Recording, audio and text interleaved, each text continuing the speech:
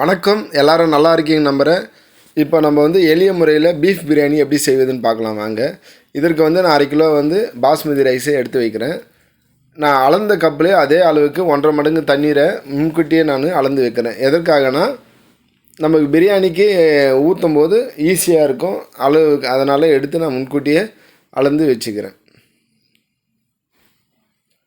இதுக்கு வந்து 750 கிராம் வந்து கறியை வந்து நான் எடுத்திருக்கேன். இதை வந்து குக்கரில் வேக வைக்க போகிறோம். அதனால் இதை நல்லா மஞ்சள்தூள் விட்டு நல்லா கழுவி க்ளீனாக வச்சுருக்கேன். இதுக்கு தேவையான அளவுக்கு உப்பு, சின்ன ஸ்பூன் அளவுக்கு 1/2 ஸ்பூன் மஞ்சள்தூள், கொத்தமல்லி கொஞ்சம், 1 டம்ளர் தண்ணி விட்டு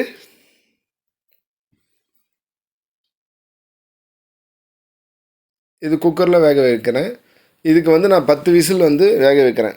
எதனாலனா கறி வந்து எந்த இளங்கறியாக இருந்ததுன்னா ஒரு 5 விசில், நல்ல முத்தலாக இருந்ததுன்னா 10, 12, 15 விசில் கூட வைக்கலாம். நீங்கள் வந்து எந்த அளவுக்கு இருக்குன்ட்டு கேட்டு அதுக்கேற்ற மாதிரி நீங்கள் விசில் வச்சுக்கோங்க. நான் வந்து 10 விசில் வச்சுருக்கேன். கறி வெந்திருக்கான்னு பார்க்கலாம்.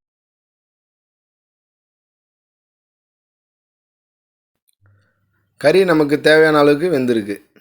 நீங்கள் உடச்சி பாருங்கள். இந்த மாதிரி பிச்சும் போது ஈஸியாக இருந்ததுன்னா, நல்லா சாஃப்டாக இருந்ததுன்னா நல்லா வெந்திருக்குன்னு அர்த்தம். இதை வந்து நம்ம உடச்சி பார்க்கும்போது நல்லா தான் இருக்குது. இதுக்கு தேவையான பொருள் வந்து 1/4 கிலோ தக்காளி, 1/4 கிலோ வெங்காயம், ஒரு கைப்பிடி அளவு கொத்தமல்லி, புதினா, 3 பச்சை மிளகாய், 1/2 லெமன். இதுக்கு வந்து 2 டேபிள் ஸ்பூன் வந்து ஆயில் வந்து இதில் ஆட் பண்ணுறேன். எதனாலனா இந்த கறியில் கொஞ்சம் ஆயில் இருக்குன்றதுனால நான் அதிகமாக ஆயில் விடலை. 2 டேபிள் ஸ்பூன் தான் ஆயில் விடுறேன். ஆயில் நல்லா சூடான பிறகு நம்ம கட் பண்ணி வச்சுருக்க வெங்காயத்தை ஆட் பண்ணுறோம்.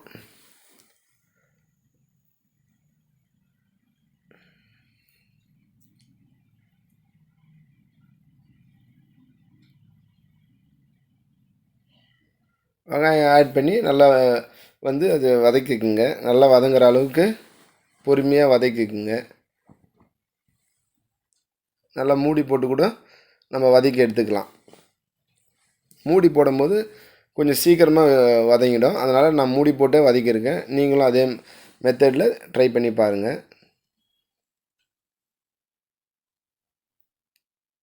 ஏன்னா ஆனியன் வந்து நல்லா வதங்கணும். வதங்கும் போது தான் பிரியாணியோட டேஸ்ட் நல்லாயிருக்கும். அதனால் முடிஞ்ச அளவுக்கு நீங்கள் நல்லா வதக்கிக்குங்க. ஓரளவுக்கு வதங்கிடுச்சு. நான் ஒரே ஒரு இலை, சிறிதளவு 3 துண்டு, சின்ன துண்டு பட்டை, சின்ன துண்டு பட்டை, 6 கிராம்பு, ஒரு ஏலக்காய் போட்டு நல்லா வதக்கிங்க. ஏன்னா வெங்காயம் இன்னும் வதங்கினே இருக்கும் கூட, அதனால் நீங்கள் வதக்கலாம். கட் பண்ண தக்காளியை வந்து ஆட் பண்ணுறோம். தக்காளியை முடிஞ்ச அளவுக்கு பொடியாக கட் பண்ணிங்க. ஏன்னா இது வதங்கணும். பெருசாக இருந்ததுன்னா வதங்கிறதுக்கு டைம் எடுக்கும். அதனால் முடிந்த அளவுக்கு சின்ன சைஸில் கட் பண்ணிங்க. ஏன்னா நம்மளுக்கு ஈஸியாக வேலை முடிஞ்சிடும்.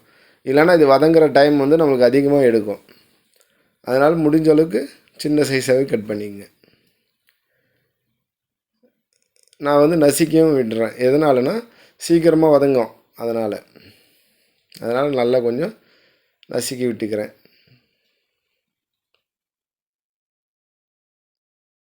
இதுக்கு தேவையான அளவு உப்பு. நான் சால்ட்டு தான் யூஸ் பண்ணுறேன். நீங்கள் உப்பு யூஸ் பண்ணாலும் பண்ணலாம், சால்ட் யூஸ் பண்ணாலும் பண்ணலாம்.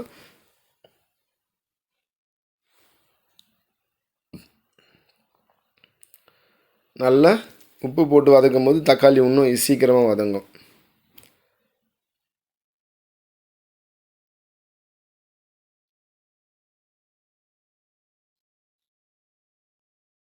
நல்லா வதக்கிங்க பொறுமையாக. நல்லா வதங்கிடுச்சிங்களா? இப்போ நான் வந்து 3/4 டேபிள் ஸ்பூன் வந்து இஞ்சி பூண்டு விழுதை வந்து ஆட் பண்ணுறேன். இதையும் நல்லா வதக்கிக்கணும் பொறுமையாக. எதனாலனா இஞ்சி பூண்டு வாசனை போகிற அளவுக்கு நம்ம வதக்கணும். நல்லா வதக்கும்போது டேஸ்ட் நல்லாயிருக்கும். இல்லைன்னா அந்த வாசனை வரும்.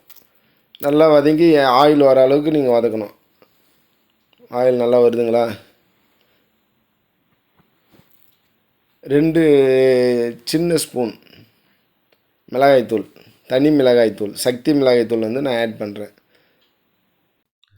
இதுக்கு எந்த கலரோ அஜினமோட்டோவோ எந்த ஒரு ரசாயன பொருளோ நம்ம யூஸ் பண்ணல. இப்போ வந்து பிரியாணி மசாலா இல்லை எசன்ஸ்லாம் சேர்க்குறாங்க, நம்ம எதுவுமே ஆட் பண்ணல. 3 பச்சை மிளகாய் காம்பு மண்டைக்கிள்ளி நான் போடுறேன். கொத்தமல்லி புதினா வந்து ஆட் பண்ணுறேன். நான் வந்து கொத்தமல்லி கொஞ்சம் கம்மியாகவும் புதினா கொஞ்சம் அதிகமாகவும் தான் ஆட் பண்ணுவேன். நீங்களும் அந்த மெத்தட் ட்ரை பண்ணி பாருங்கள். நம்ம எடுக்கிற அளவில் கொத்தமல்லி கொஞ்சம் கம்மியாக, ஏன்னா கொத்தமல்லியோட வாசனை அதிகமாக தெரியக்கூடாது. அதனால் நம்ம வேக வச்ச கறியை இப்போ ஆட் பண்ணுறோம்.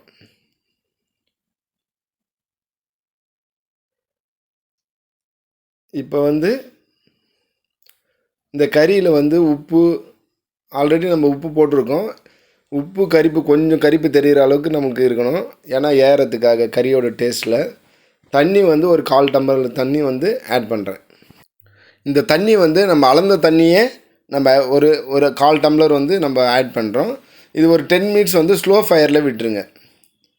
நல்லா மசாலா வந்து அதில் ஊறத்துக்காக ஒரு 10 மினிட்ஸ் வந்து ஸ்லோ ஃபயரில் ஒரு 10 மினிட்ஸ் விட்டுட்டு மூடி போட்டு விட்டுருங்க.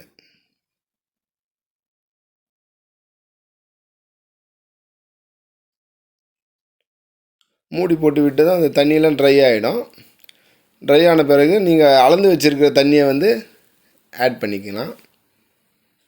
ஆட் பண்ணி இதை வந்து மூடி போட்டு விட்டதும் கொதி வரும். கொதி வந்ததும் நம்ம ஃபில்ட்ரு பண்ணி வச்சுருக்கணும். ஆல்ரெடி வந்து அரிசியை வந்து நம்ம ஒரு 1 ஹவர் வந்து ஊற வச்சாச்சு. அந்த அரிசியை வந்து நல்லா வடிகட்டி ஒரு 5 நிமிஷத்துக்கு முன்னாடி இதை வடிகட்டி வச்சுக்குங்க. இந்த ப்ராசஸ் வரும்போது நம்ம ரெடியாக இருந்தால் அரிசியை ஆட் பண்ணிக்கலாம்.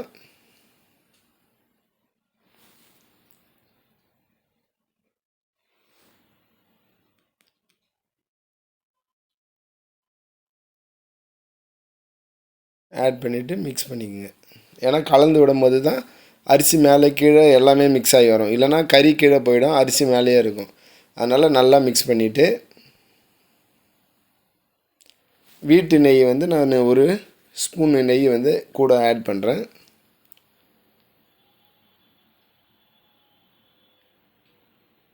அரை லெமன் வந்து புழிஞ்சு விட்டுட்டு உப்பு வந்து பார்த்துங்க, இப்போ செக் பண்ணிங்க. இதுதான் கடைசியாக காரமும் உப்பும் கரெக்டாக இருக்கான்னு பார்த்துங்க.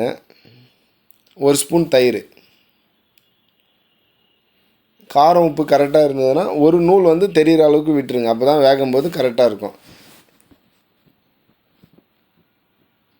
கடைசியாக வந்து கொத்தமல்லி, நம்ம மீதி இருக்கிற கொத்தமல்லியும் புதினாவையும் ஆட் பண்ணிக்கலாம்.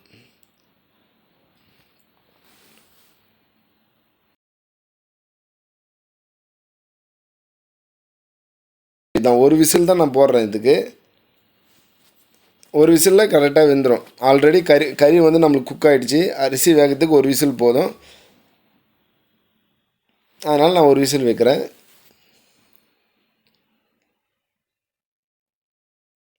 நம்ம சேனலில் வந்து சப்ஸ்கிரைப் பண்ணுங்கள்,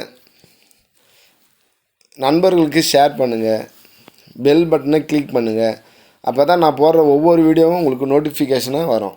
இப்போ வந்து கறி வந்து ஒரு விசில் முடிஞ்ச பிறகு, விசில் அடங்கின பிறகு நான் வந்து ஓப்பன் பண்ணி பார்க்குறேன். எப்படி இருக்குது பாருங்கள். நல்லா கரெக்டான பாதத்தில் வந்திருக்கு.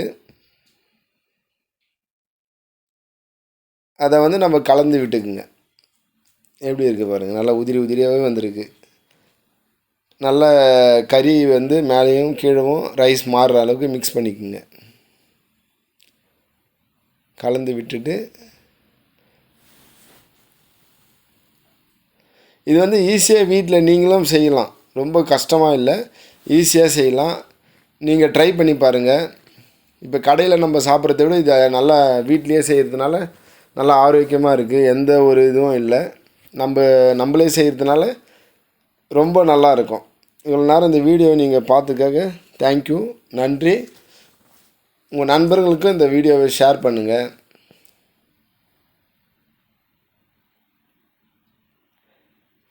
இது வந்து நமக்கு சாப்பாடும் வந்து நல்லா எக்ஸ்ட்ரா சாப்பிட்லாம்.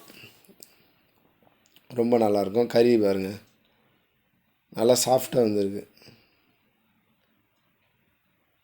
பாருங்கள். நல்லா வெந்திருக்குங்களா? கறி நல்லா வெந்துடுச்சு. இதை விட நம்ம அதிகமாக இன்னும் வேக வச்சேன்னு வச்சுக்கோங்க, ரொம்ப குழ குழன்னு ஆகிடும். அதனால் மீடியமாக நான் வேக வச்சுருக்கேன். உங்களுக்கு இதை விட நல்லா வேகணும்னா விசில் வந்து எக்ஸ்ட்ரா ஒரு 2 விசில் வச்சுக்கோங்க. கறி வைக்கும்போது ரைஸ் போட்டு வைக்கக்கூடாது. ரைஸ் போட்டு ஒரே ஒரு விசில் வச்சா போதும். ஏன்னா ரைஸோட பதம் வந்து ஒரு விசில் தான். ரைஸ் நல்லா வெந்திருக்கு, நல்லா உதிரி உதிராக இருக்குது, நல்லா நீளமாக வந்திருக்கு. ரைஸ் உடையவே இல்லை பாருங்கள்.